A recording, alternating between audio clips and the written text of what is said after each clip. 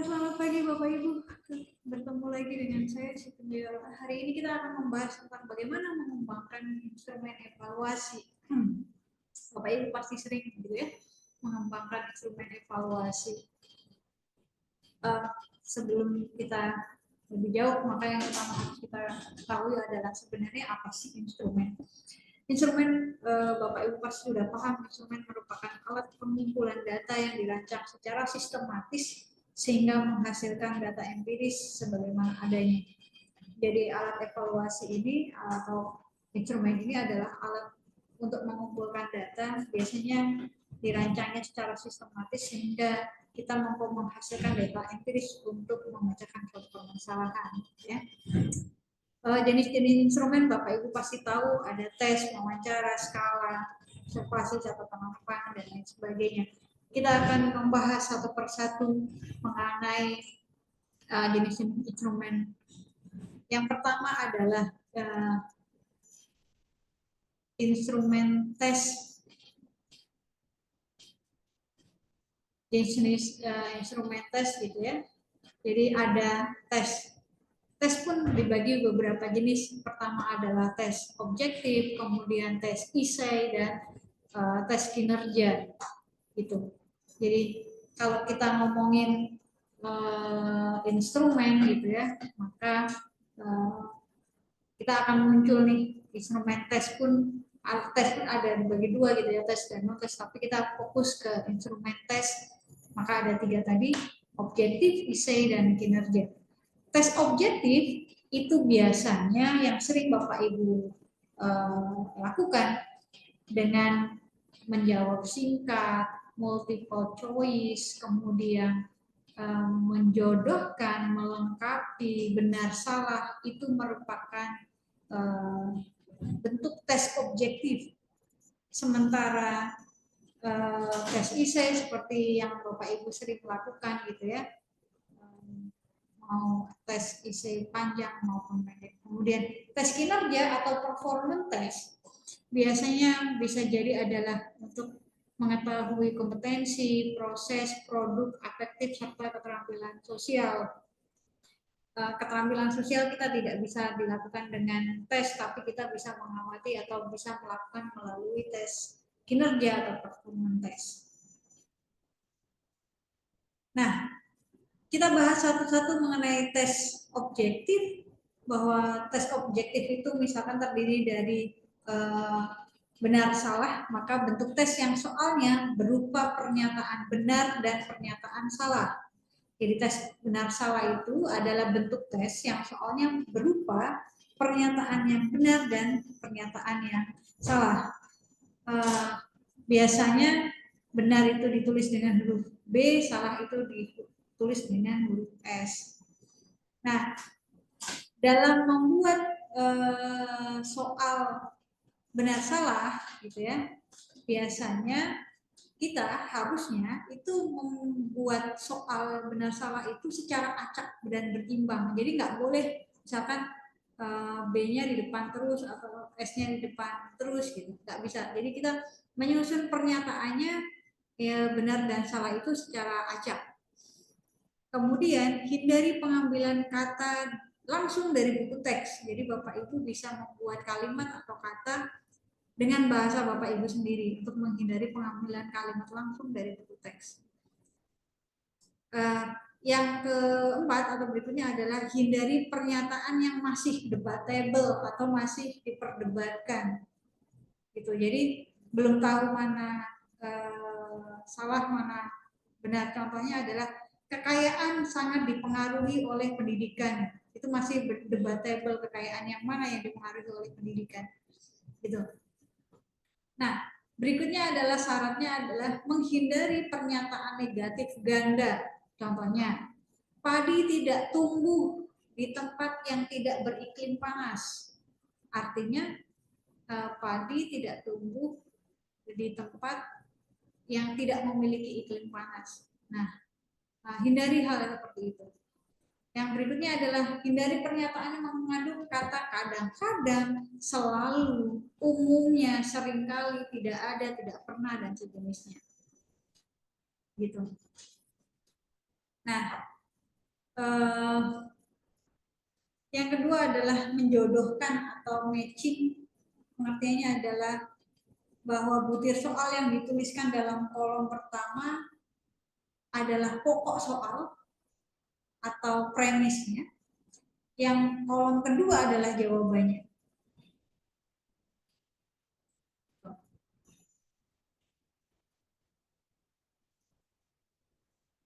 Multiple choice, Bapak Ibu sudah paham ya, adalah suatu tes yang terdiri dari pernyataan STEM atau yang belum lengkap. Jadi untuk melengkapinya maka harus memilih salah satu.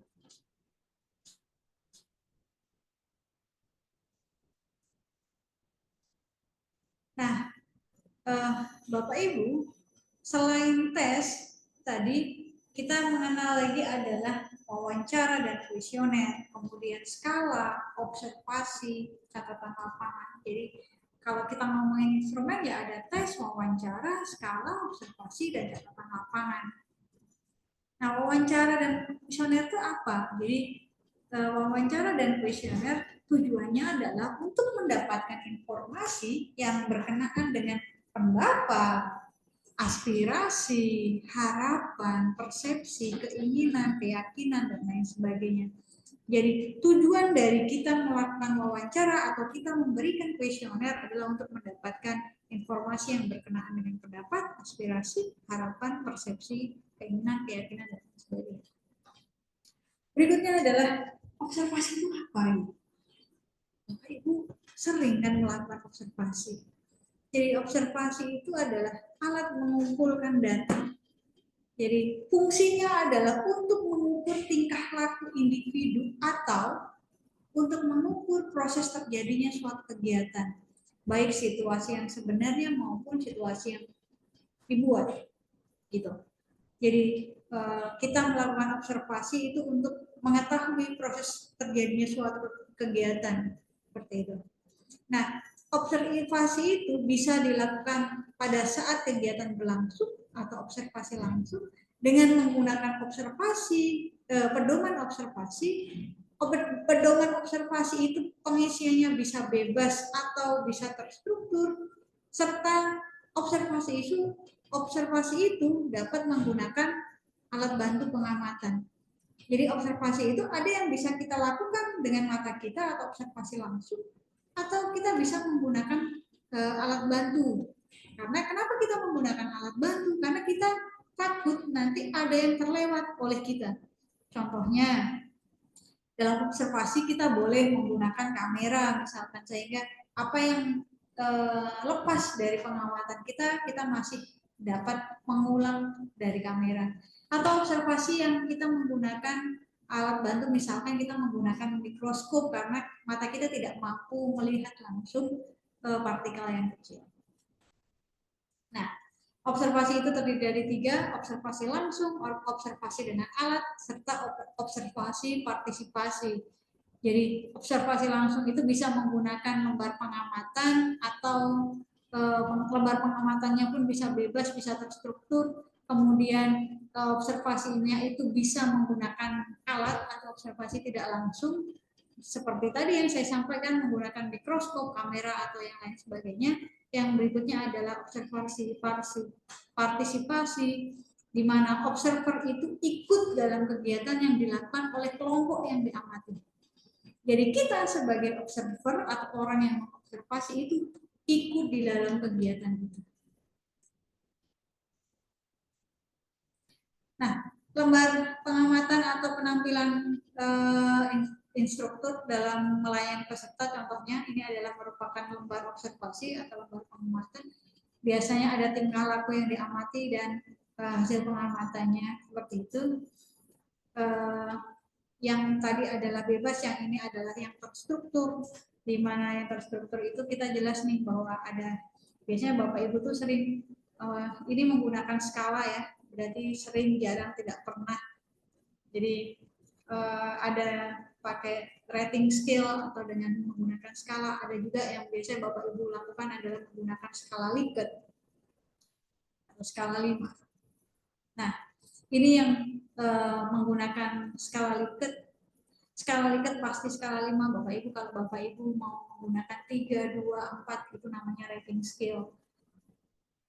Nah, bagaimana membuat matrik pengembangan instrumennya? Jadi ketika kita mengembangkan lembar pengamatan, maka kita harus membuat matrik pengembangan instrumennya seperti apa. Biasanya terdiri dari variabel yang mau diobservasi atau yang mau diamati seperti apa, teorinya apa, gitu ya. Definisi operasional, konseptual, indikatornya, subindikatornya, kisi-kisi instrumennya seperti apa.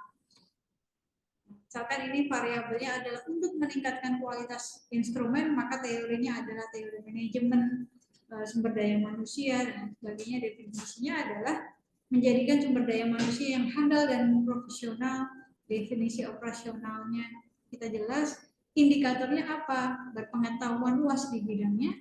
Subindikatornya ada mengetahui pengetahuan tentang produk, komunikasi, pelanggan, dan psikologi. Kisi-kisinya ada 10 butir instrumen dan instrumennya adalah observasi bebas.